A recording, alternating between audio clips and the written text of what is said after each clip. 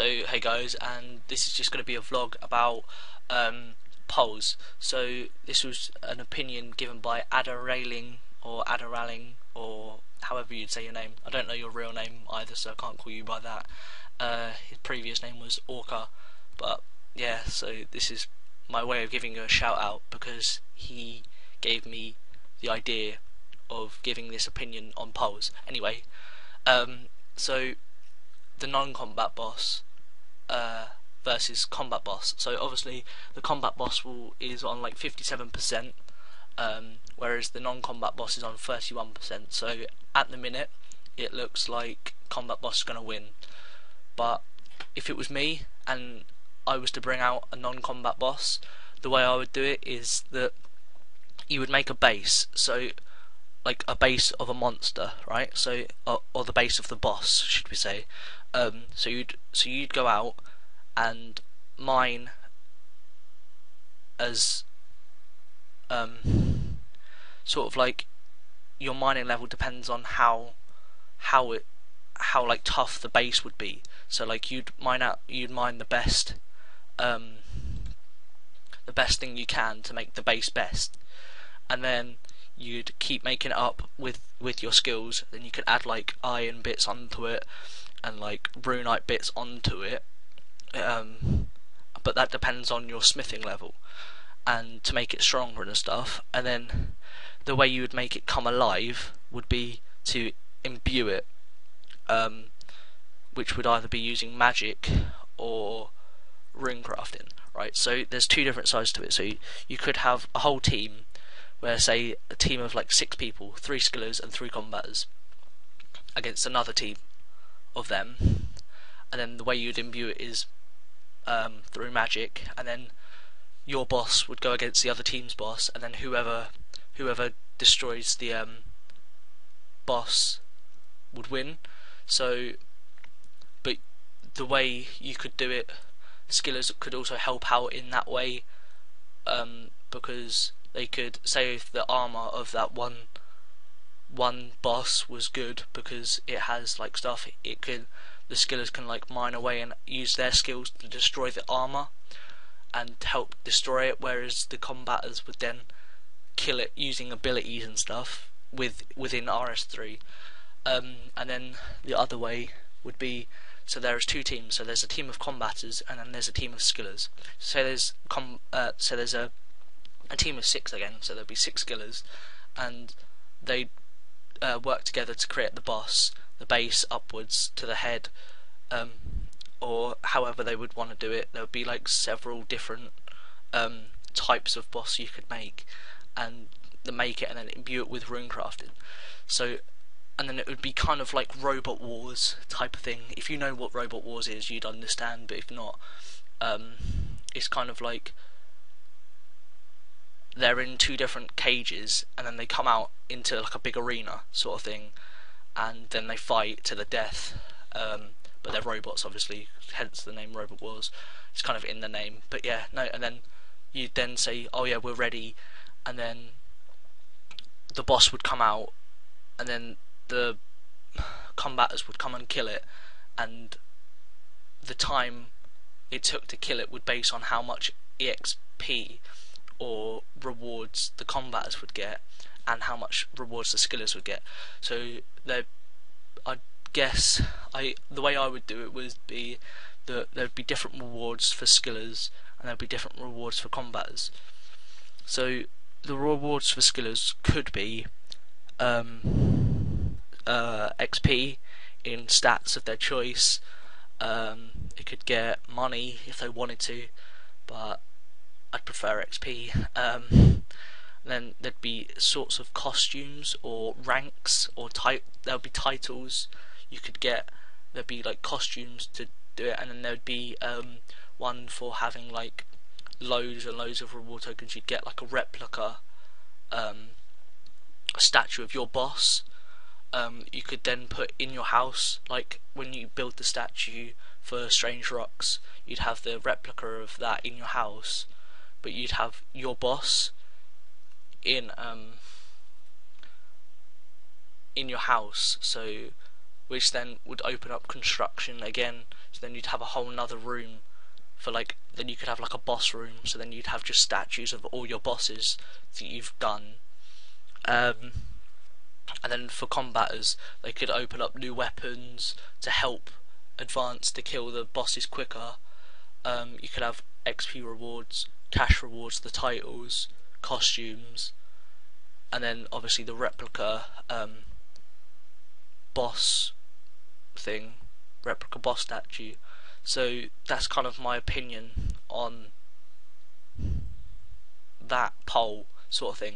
So there's another upcoming poll thing, Bob, which is legacy.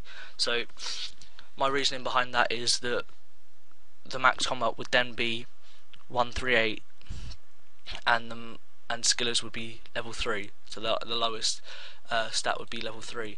So the plus sides to being level 4, you get higher HP, so you get 400 rather than 100. Even though your HP is still 10, well, even though mine's still 10, rather, and the other pros that you could have was prayer and HP. You could get up and still be the lowest level. The thing that I find is a bit unfair on people like me that have 10 HP and 1 prayer is that the people that do have 99 HP and 99 prayer will be able to reset. I don't find that fair. The only way I would find it fair, possibly, is that they'd pay a certain amount of money, a certain X amount of money to get their stat reset. Like, I find it unfair that Jagex would just hand out resets to people. I mean, in my opinion, it's their fault that they got prayer and HP. It was their decision to get that, so then therefore it should stay. So going back to like old school and stuff, right? So say if you were a pure with 1 defense and you accidentally got 2 defense, and you complained to Jagex that you got 2 defense, and there was a certain number of people that got 2 defense, Jagex won't then reset you because you got 2 defense, because that was your choice. That was an accident of your choice that you got 2 defense.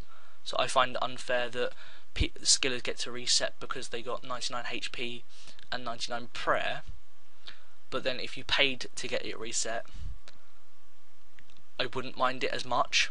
The other thing is as well that skillers could complain that Jagex made it so that when they changed the combat system they could get it, therefore it was acceptable to have it.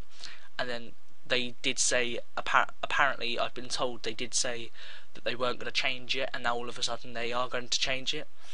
Me personally, I don't mind being level 4 regardless of the change. I'd rather be level 3, but at the same time being level 4 is still the lowest. So like that. The other thing that I would prefer Legacy to come back, because it could open up the opportunity to do quests, which you could do at level 3, whereas you can't now, because if you hit something and then run away and then someone else hits it and it dies, you get all the XP yourself, so therefore you'd be a failed skiller.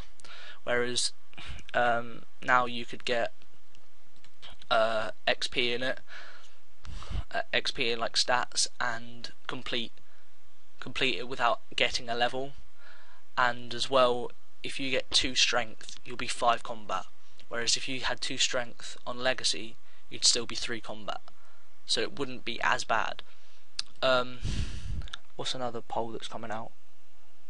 The possible 120 capes. So my reasoning behind that is that 120, yeah, it's a stable number, but it is 104 mil XP.